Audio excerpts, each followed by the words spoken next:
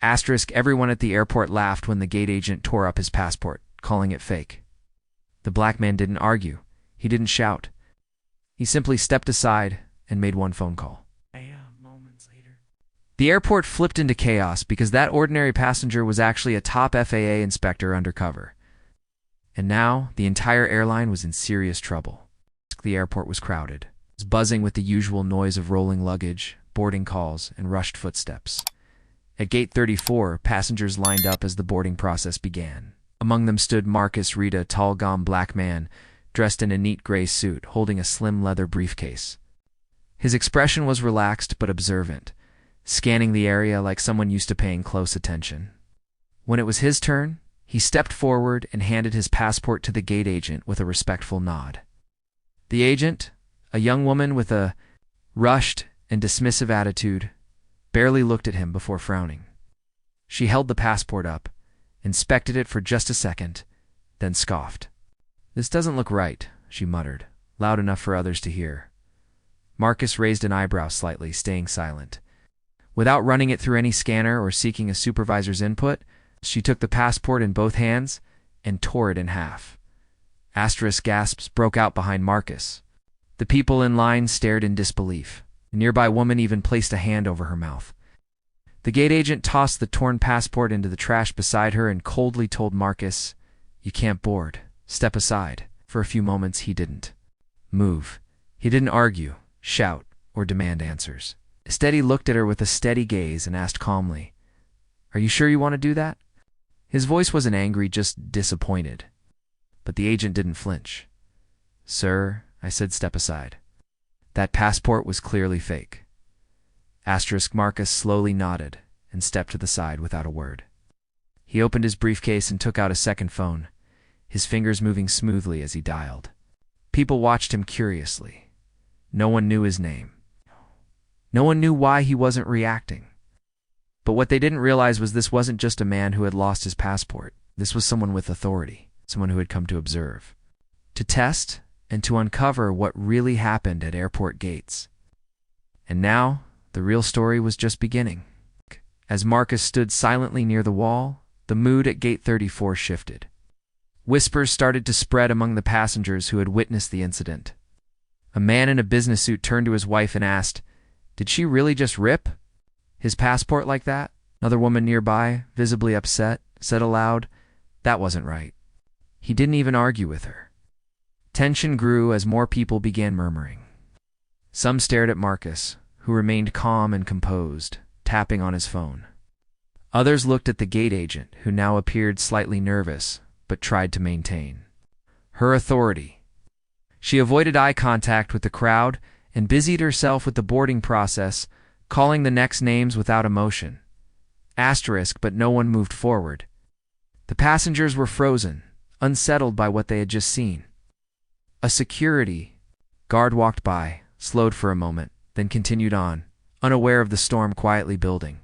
Behind Marcus, a young boy tugged his father's shirt and whispered, "Why did she do that to him, Dad?" The man knelt down and gently said, "Sometimes people make wrong decisions when they judge others too fast." Marcus overheard the words but didn't turn around. He continued calmly on his phone, sending a brief message, "Incident confirmed. Discrimination witnessed. Proceed with response." He then placed the phone back into his briefcase and took a deep breath. The gate agent glanced at Marcus from the corner of her eye. For the first time, uncertainty appeared on her face. She had expected anger or protest, but instead she saw calm strength. Something about the way he carried himself now made her uneasy, though she didn't know why. People began recording quietly with their phones. Marcus stood still, hands folded in front of him, waiting not for justice, through noise, but through truth. The quiet man they had all overlooked was about to change the entire situation.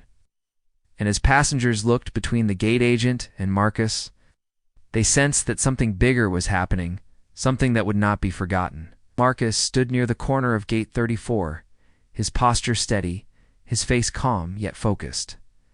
The agent continued calling passengers as if nothing had happened, though her voice was a little sharper now, a little less confident. Around them, the crowd remained still, eyes darting between the man who had been humiliated and the woman who had done it. But Marcus wasn't looking for sympathy. He quietly opened his briefcase again and took out a black phone different from the one he used earlier. He unlocked it quickly and made a call. "This is Agent Reed," he said in a low, clear tone. "I've just confirmed a violation. Public discrimination, destruction of government travel documents, no verification protocol. FAA code breach. Confirmed. I'm requesting immediate compliance response to Terminal B. Gate 34. The person on the other end didn't ask for details. They simply responded, "Understood. Stand by." Marcus ended the call, closed the phone, and returned it to his case. He glanced back at the crowd. Some were still watching him, confused. Others had started whispering more urgently now. The man wasn't panicking. He wasn't asking for help, yet somehow he had the presence of someone in control. A quiet authority. A few feet away, the gate agent noticed two uniformed men enter the terminal. They weren't airport security. They wore navy jackets with gold FAA patches on the chest and badges at their waist. She frowned and looked uncertainly around. The two men walked directly toward Marcus. One of them spoke with him briefly. Marcus pointed toward the gate. Passengers.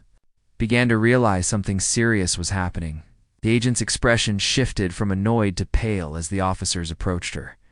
"Ma'am," one said firmly, "we need to speak with you about an incident involving passenger documents." Her mouth opened, then closed. She looked around, suddenly aware of the phones recording her, of the silence that had fallen across the gate. Marcus watched calmly from the side, saying nothing. He had made only one phone call, but it was the kind that turned the whole story. Upside down? The calm passenger had just flipped the script. The moment the FAA agents began questioning the gate agent. The entire atmosphere at Gate 34 shifted from tense to electric. The passengers who had been silent now leaned in, some recording, some whispering updates to others in line. The agent, who, just minutes earlier, had torn up Marcus's passport with smug confidence, now looked pale and shaken. "I thought it was fake," she stammered, as one of the officers asked why she hadn't scanned the passport or followed standard verification steps. He didn't look. He didn't seem like. But her excuses crumbled in the weight of her own words.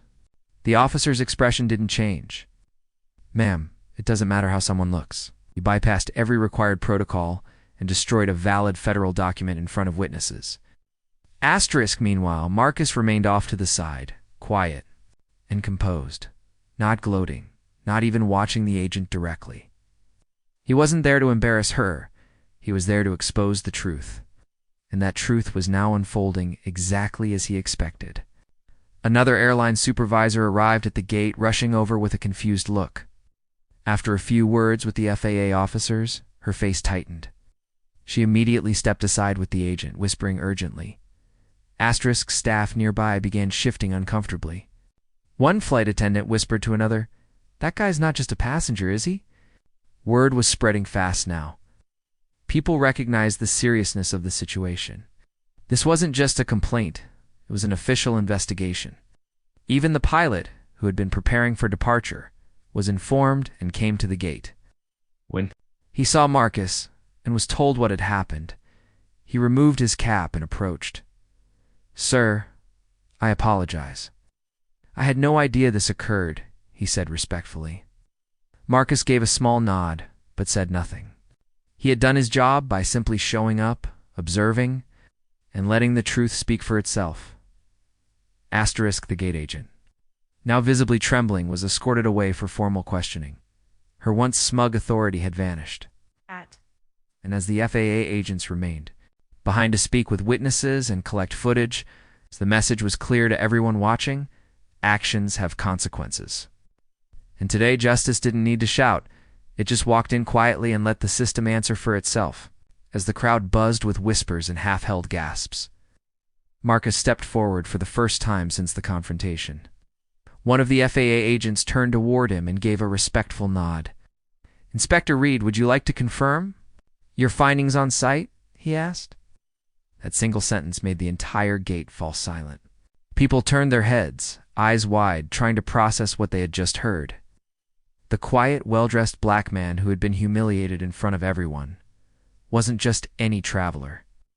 He was an FAA inspector, a high-ranking federal aviation official assigned to perform unannounced audits on airports and airlines. Marcus reached into his briefcase and pulled out his official identification, a badge that gleamed with authority. He held it up for all to see. Federal Aviation Administration Inspector Marcus Reed, Office of Civil Aviation Compliance. The gate agent, now seated and being questioned nearby, looked up and gasped softly. Her hands trembled as the reality hit her. The man she had mocked, ignored, and humiliated had more power than anyone else in that terminal. Her eyes welled up with regret, but it was far too late for apologies. The airline supervisor who had arrived earlier looked stunned, but composed herself quickly. Inspector Reed, we deeply regret this, she began. But Marcus raised a hand gently. You don't need to speak to me, he said calmly. You need to speak to every passenger who's been treated like they don't belong. His words weren't loud, but they cut deep. A few passengers clapped softly. One woman nodded with tears in her eyes. Marcus wasn't there to punish. He was there to uncover truth and enforce change. And now, the truth had been revealed. Not through anger or shouting, but through dignity, silence, and the power of holding people accountable. The moment was bigger than him now. It was about every silent injustice. And in that moment, he became the voice for everyone who had ever been told they didn't look the part. The fallout was swift. Within hours of the incident, the airline's corporate office received a full report filed directly by Marcus Reed. Backed by witness statements, camera footage, and federal agent observations, the gate agent involved was immediately suspended pending investigation. And the airline issued a public statement acknowledging the incident and promising immediate reforms. But Marcus didn't wait for headlines or media interviews. He boarded a later flight. Without saying a word to the press, choosing instead to let his actions speak for themselves. For him, this wasn't about revenge. It was about accountability. He had seen far too many cases like this one, where people in uniform abused their authority against those they judged too quickly, too harshly, or simply by the color of their skin. Back at FAA headquarters, Marcus submitted his final report. It would lead to new training requirements for airline staff across the region and a revision in gate protocol, especially regarding document verification. But perhaps the biggest impact was the story that spread among the passengers who had witnessed it all. Videos posted online didn't just go viral, they sparked real conversation. People were shocked by the calm dignity Marcus showed, even as he was publicly disrespected. And that, more than anything, left a lasting mark. Weeks later, a young employee at a different airport pulled aside an elderly traveler with trouble scanning his boarding pass. Instead of brushing him off, she took her time, smiled, and helped. When her coworker asked why she cared so much, she replied, "You never know who someone really is. I read about that FAA inspector who got his passport torn. That story changed how I see people." As for Marcus, he continued his work quietly, carefully, and always watching. He didn't need applause or recognition. He just needed people to remember respect isn't earned by a badge or a title. It's owed to every human being. Sometimes, the person you judge the fastest might be the one who holds your entire world in their hands. If this story moved, you don't forget to like, comment, and share your thoughts. Subscribe to Deep Wounds for more powerful real-life stories that speak truth.